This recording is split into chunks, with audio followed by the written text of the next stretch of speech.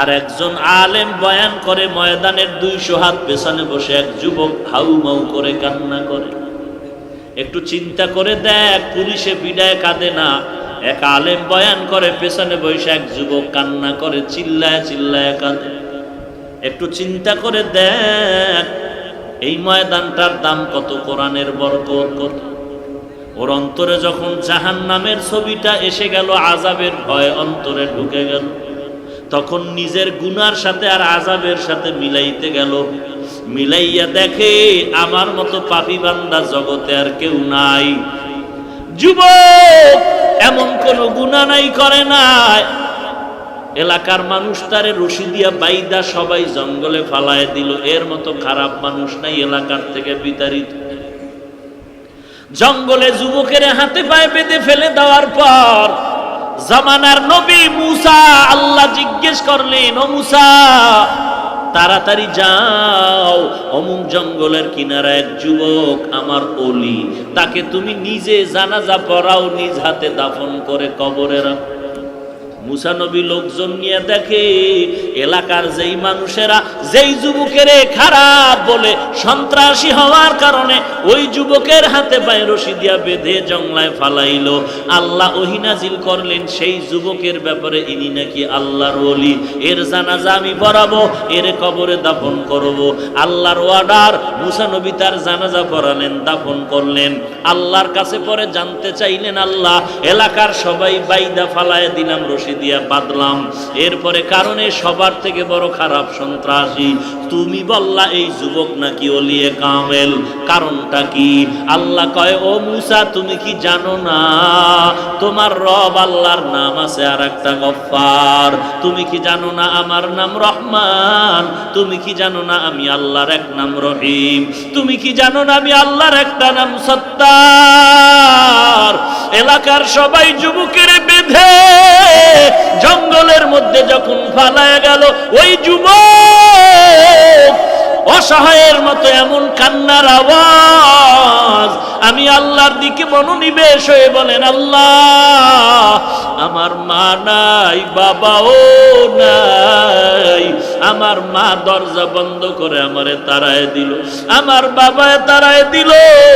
দুনিয়াতে একজনে কেউ যদি ধমক দেয়, সন্তান মা বাবার কাছে গিয়ে আশ্রয় নেয়, বাবায় ধমক দিলে মায়ের কাছে আশ্রয় নেয়, মা ধমক দিলে বাবার কাছে গিয়ে আশ্রয় নেয়।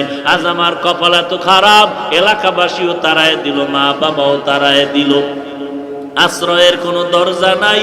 তবে আল্লাহ আমি ওলামায়ে কেরামদের বয়ানে শুনেছি ফাঁকে ফাঁকে, ও আল্লাহ তোমার নাকি গফফার নামের একটা দরজা আছে, তোমার নাকি রহমান নামের একটা দরওয়াজা আছে রে আল্লাহ। আমার জীবনে এমন কোন গুনাহ নাই যে গুনাহ আমি করি নাই রে আল্লাহ। আমার হাতের দিকে তাকায় দেখি গুনার কারণে আমার হাতগুলো নাপাক হয়ে গেছে, আমার জবানের দিকে তাকায় দেখি গুনার কারণে আমার জবানটা নাপাক,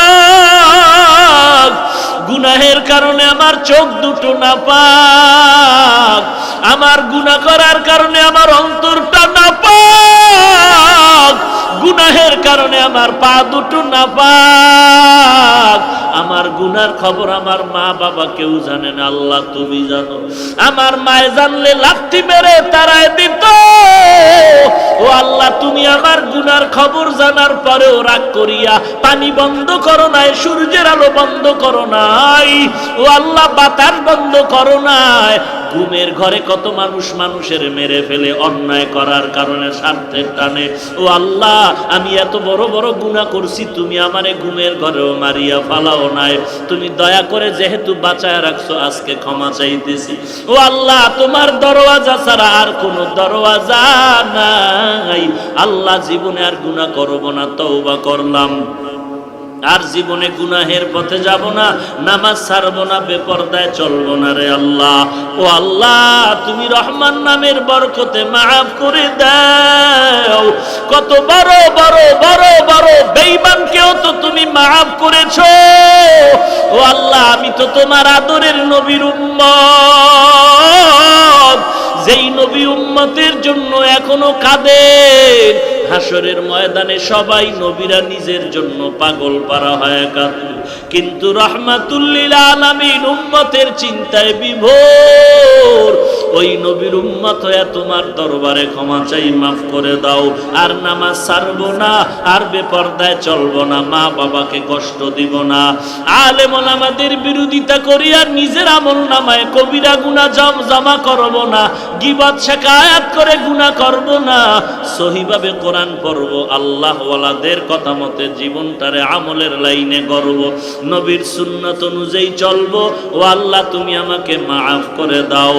আল্লাহর নবী বলেন, বান্দা যদি জাহান্নামের ভয়ে গুনার কথা স্মরণ করে এক ফোঁটা পানি চোখ থেকে বের করে দেয়, গাভীর ওলান থেকে দুধ বের করে গাভীর ওলানে যেমন দুধটা ঢুকানো সম্ভব না, কান্নাওয়ালা বান্দাকে আর জাহান্নামে দেওয়াও সম্ভব হবে না। এরে নবীর উম্মত আশিকে রাসূলের দল, ওমরের মতো আশিক তো কেউ হতে পারবি না রে যুবক। আবু বকর সিদ্দিকের মতো আশিকে রাসূল কেউ হতে পারবে না, হযরত আলীর মতো আশিকে রাসূল কেউ হতে পারবে না, ওসমান জিন্নুরাইনের মতো কেউ আশিকে রাসূল হতে পারবে না। সেই ওমর, সেই আবু বকর, সেই আলী, সেই ওসমান, যাদের নামে জান্নাতের সুসংবাদ জমিনের মধ্যে দেওয়া আছে, ইতিহাসটা পড়িয়া দেখ, মরণ পর্যন্ত আবু বকরের শুধু কান্না কান্না কান্না আর কান্নার আওয়াজ। কেন আবু বকর কাঁদে, কেন ওমর কাঁদে, কেন ওসমান কাঁদে, কেন হযরত আলী কাঁদে? কান্নার একটাই কারণ, কবরে আমি একা কেমনে থাকবো। জবান দিয়া কাউকে গালি দিব না, মিথ্যা কথা বলবো না, কারো গীবত শিকায়াত করে নিজের জীবনটারে নষ্ট করব না। আল্লাহর কাছে তওবা করার যদি নিয়ত থাকে, ওরে ডানে বামে তাকায় দেখ, ওরে বাবায় যদি দোয়া করে সন্তানের জন্য দোয়া কবুল হয়ে যাবে, মা যদি দোয়া করে কবুল হয়ে যাবে। এখানে যদি দেখো কারো মা নাই, কারো বাবা আছে, বাবার কাছে গিয়া দোয়া চাও। যদি দেখো বাবা নাই, তো বাবার মতো সাদা দাড়িওয়ালা কে আছে তাকায় দেখ। সাদা দাড়িওয়ালাও দোয়া করলে কপালটা খুলে যাবে রে যুবক। সাদা দাড়িওয়ালার সাথে বেয়াদবি করবি না। সাদা দাড়িওয়ালা যদি দোয়া করে দেয়, আমার আল্লাহ দোয়া কবুল না করে পারবে না। যদি দেখো সাদা দাড়িওয়ালাও কেউ তোমার পাশে নাই, দেখ বড় ভাইয়ের মতো আপন কেউ আছে নাকি। ওই বড় ভাইয়ের মতো যদি কাউকে পাও, হাতটা দিয়া বলো, ভাই আমার জন্য দোয়া করো। বড় ভাই ছোট ভাইরে দোয়া করলে আমার আল্লাহ খুশি হয়ে যায়। এরে নবীর উম্মতের দল, আল্লাহর কোরআন সত্য, নবীর হাদিস সত্য। গুনাহগারের জন্য কবরে আযাব হবে, জাহান্নামে আযাব তাও সত্য।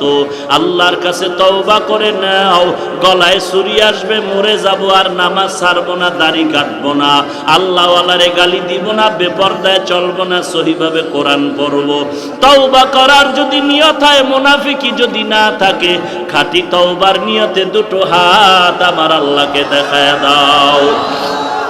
আয় আল্লাহ, সবার হাত আপনি কবুল করে নেন, আমাদের তওবা কবুল করে নেন, তওবার উপরে মজবুত হয়ে চলার তৌফিক দান করেন, আমিন। আলহামদুলিল্লাহি রাব্বিল আলামিন, ওয়াসসালাতু ওয়াসসালামু আলা সাইয়্যিদিল আমবিয়াই ওয়াল মুরসালিন ওয়া আলা আলিহি ওয়া আসহাবিহি আজমাইন, ইয়া আরহামার রাহিমিন, ইয়া আরহামার রাহিমিন, ইয়া আরহামার রাহিমিন।